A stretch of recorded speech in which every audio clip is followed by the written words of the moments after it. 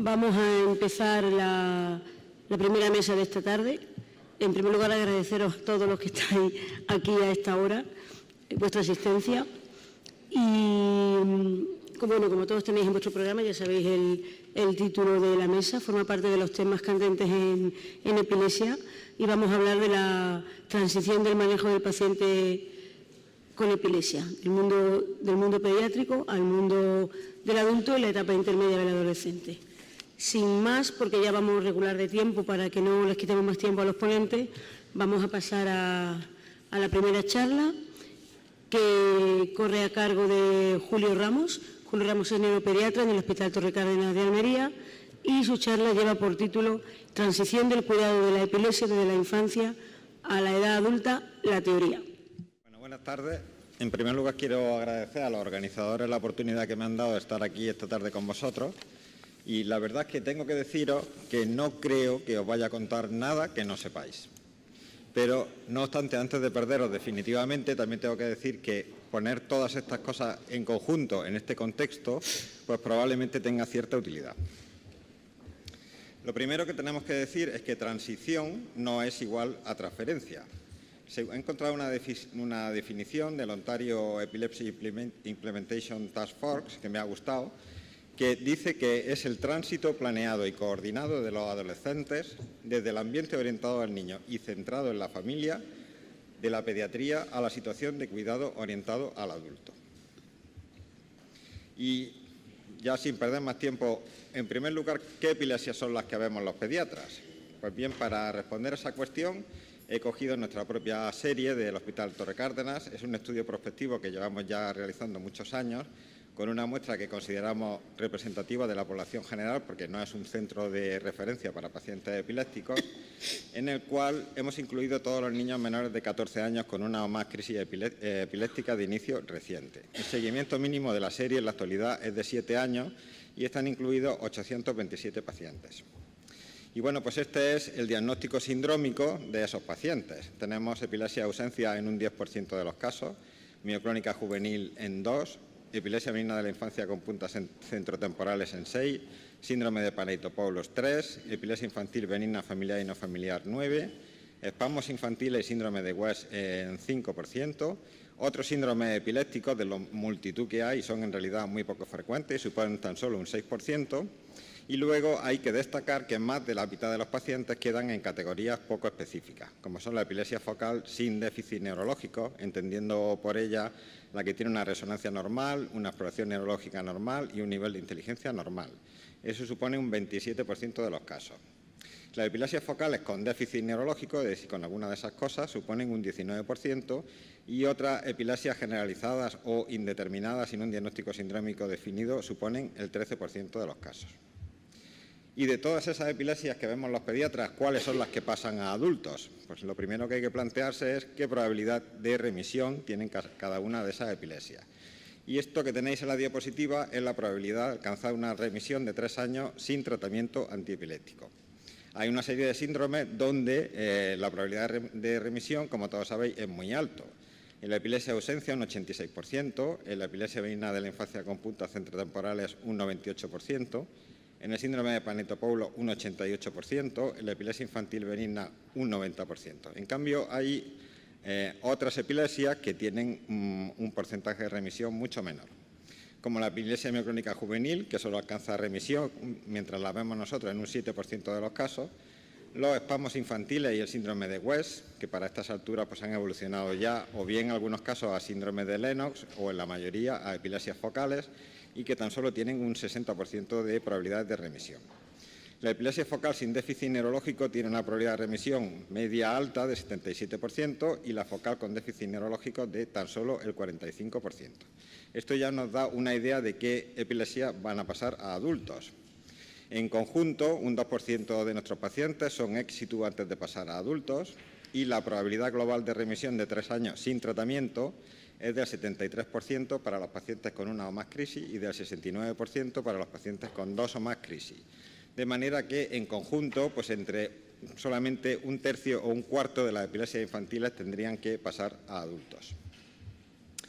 ¿Y qué tipo de pacientes son los que no remiten y tienen que ser pasados a adultos? pues nos podemos acercar un poco a la respuesta de esa pregunta si tomamos los pacientes pediátricos que no han alcanzado una remisión de 3 años sin tratamiento, que en nuestro caso son 206 pacientes. Esto incluye un 5% de epilepsia ausencia, un 7% de epilepsia mioclónica juveniles, un 6% de espasmos infantiles o síndrome de West y un 13% de otros síndromes epilépticos, lo cual incluye, pues, por ejemplo, el Dravet, la mioclónica estática o el síndrome de Lennox-Gastaut. Otra vez ocurre lo mismo que antes, pero en mayor grado, que hay un porcentaje grande de pacientes que no tienen un diagnóstico sindrómico definido.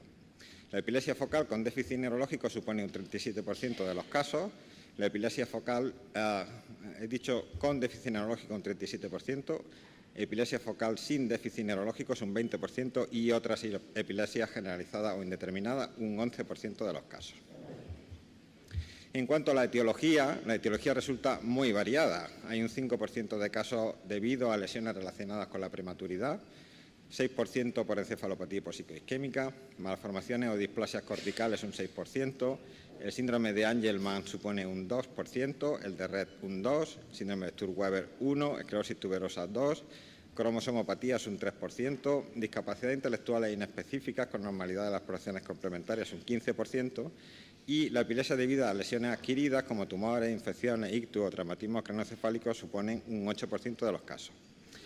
Casi la mitad de los casos la etiología es desconocida, un 43% de los casos. Pero tengo que decir que la serie no la tenemos actualizada con las modernas exploraciones de genética que ya vamos realizando a los pacientes, de manera que si lo incluyéramos, pues probablemente aumentarían considerablemente las epilepsias de causa genética, cromosómica o por déficit de gen único.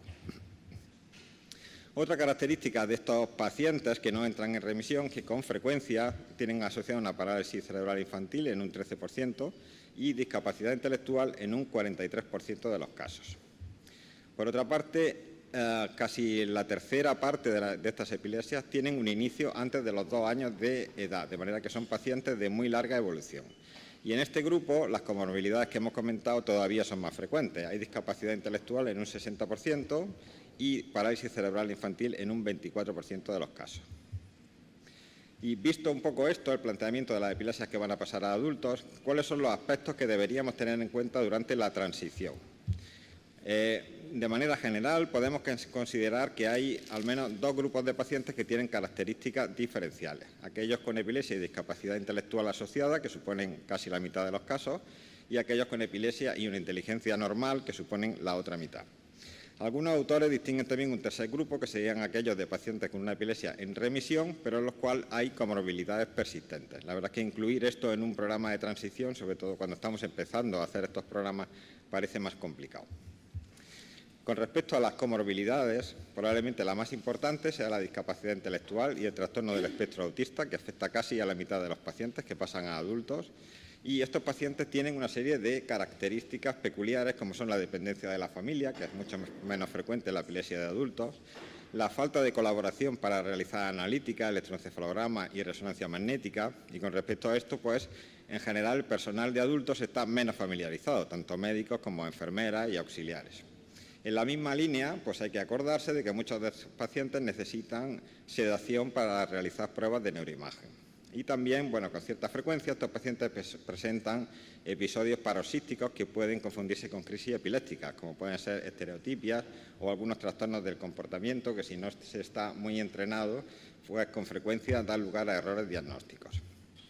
Otra comorbilidad muy importante es el trastorno por déficit de atención e hiperactividad. En este estudio que os he citado ahí suponía el 37% de los casos. Quizás en mi experiencia sea un poco menor que eso, pero en cualquier caso muy frecuente. Este es un trastorno con el que los pediatras estamos muy familiarizados y sabemos manejar muy bien, pero hay menos experiencia entre los neurólogos de adultos y si reciben este tipo de pacientes, pues deberían de aprender a manejar un poco estos tratamientos. En cambio, esto es un recuerdo para los pediatras, que nos olvidamos un poco de que también se ha descrito que en niños y adolescentes con epilepsia pues hay un mayor riesgo de ansiedad y depresión, que consideramos más patologías más propias del adulto, pero que también deberíamos de buscar en nuestros pacientes, sobre todo los adolescentes. Luego hay una serie de problemas de ajuste psicosocial. Esto que tenéis aquí son los resultados de un estudio finlandés clásico en el cual se incluyeron niños con epilepsia, pero sin parálisis cerebral infantil ni discapacidad intelectual, seguidos una media de 35 años y comparados con un grupo control. Lo que se encontró en este estudio es que los pacientes con epilepsia, en general, tienen un menor nivel educativo, un menor nivel de empleo, una menor tasa de matrimonio y, en general, una peor adaptación social. Hay otra serie de trabajos, en este caso retrospectivos y sin grupo control, que son un poco menos fiables, pero que muestran conclusiones parecidas. En niños con epilepsia sin discapacidad intelectual u otros déficits neurológicos, cuando llegan a la edad adulta, tienen una mayor frecuencia de diagnóstico psiquiátrico, aún excluyendo el TDAH, tienen un menor nivel de estudios, con mayor frecuencia hay embarazos fuera de una relación estable y embarazos no planeados, con mayor frecuencia viven solos y con menor frecuencia viven en pareja, tienen mayores niveles de desempleo y menos ingresos. Todos estos son factores que hay que tener en cuenta a la hora de la transición. En cuanto a los problemas de ajuste psicosocial, estos problemas se ha visto que ocurren incluso en la epilepsia generalizada idiopática y en la epilepsia focal sin déficit neurológico, como estamos diciendo. Parece que, en cambio, no ocurren en el caso concreto de la epilepsia benigna de la infancia con puntas centrotemporales.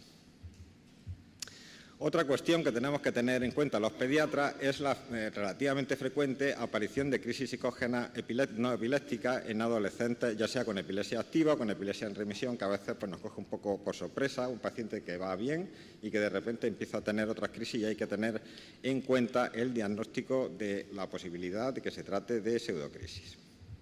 Luego hay una serie de aspectos relacionados con el tratamiento. En primer lugar, recordar que el incumplimiento terapéutico es frecuente en los adolescentes. En este estudio que se he puesto, suponía un 35% de los casos. Y esto, la verdad, pues que puede coger por sorpresa al pediatra, que está acostumbrado a un mejor cumplimiento terapéutico mediado por la familia. Por tanto, conforme se acerca la adolescencia, pues el pediatra debe de mantener una vigilancia estrecha en cuanto al cumplimiento y, en caso de sospecha, pues solicitar, si es necesario, unos niveles de medicación. Otro aspecto del tratamiento farmacológico son los fármacos poco empleados en adultos, como la vigabatrina, que empleamos para el síndrome de West y los espasmos infantiles, el estiripentol para el síndrome de Dravet o la rufinamida para la crisis de caída. Incluso podríamos incluir la carbazepina, que es un fármaco muy empleado en pediatría, pero mucho menos empleado en medicina de adultos, y con los que, inevitablemente, el neurólogo que reciba a estos pacientes pues deberá de familiarizarse. También hay diferencias en cuanto a los fármacos que se utilizan para el tratamiento de las crisis de larga duración. En los niños más pequeños es habitual en pediatría todavía el empleo del diazepam rectal, pero conforme el niño va haciéndose mayor, los pediatras tenemos que acordarnos de que probablemente por razones psicosociales es preferible el midazolam bucal. Y también, al llegar la adolescencia, son frecuentes los cambios en los hábitos de sueño. Es frecuente que los adolescentes empiecen a dormir muy mal y, por tanto, es importante recordarles los consejos sobre higiene del sueño, sobre todo en las epilepsias generalizadas idiopáticas, que es donde más relevancia tiene. Otro tratamiento con el que los pediatras estamos cada vez más familiarizados, porque hay un empleo creciente, la dieta cetogénica. Sin embargo, la experiencia en adultos es muy escasa, y cuando estos pacientes empiecen a pasar a adultos, pues la verdad es que eso puede crear cierto problema por la falta de familiaridad con el tratamiento.